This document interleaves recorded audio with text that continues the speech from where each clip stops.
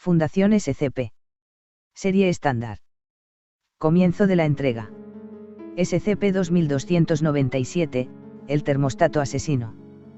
Tipo de objeto. Seguro. Descripción.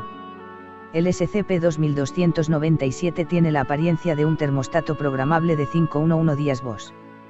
Dentro de la carcasa del SCP-2297 hay un interior carnoso compuesto por varios órganos cuyas funciones siguen siendo desconocidas, aunque las comparaciones visuales los asemejan a los pulmones y los riñones de los humanos.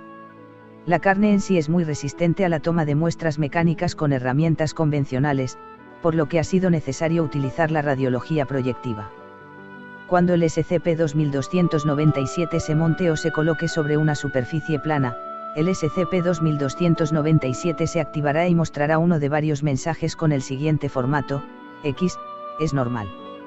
Estos mensajes pertenecen a las condiciones anómalas que se exhibirán dentro de la habitación en la que se active el SCP-2297.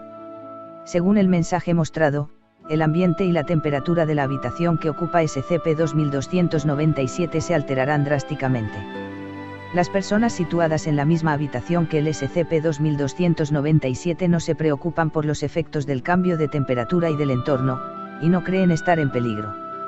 El SCP-2297 solo afecta a la habitación específica en la que se ha activado. El SCP-2297 autodefine una habitación como cualquier área que esté rodeada de paredes, un suelo, un techo y un elemento estructural distinto que divida la habitación del resto de la estructura. El SCP-2297 fue recuperado en redactado después de la conferencia redactado, un evento notable por ser una reunión de científicos dedicados a la preservación del medio ambiente. Procedimientos especiales de contención. El SCP-2297 debe ser suspendido magnéticamente en una taquilla de almacenamiento de clase segura que no sea paralela o perpendicular al suelo de la habitación en la que se encuentra la taquilla de almacenamiento. Este casillero de almacenamiento debe ser evaluado por daños una vez por día. Si la taquilla de almacenamiento de clase segura ha quedado inutilizada y o no es adecuada para contener el SCP-2297, se debe notificar inmediatamente a un supervisor del lugar.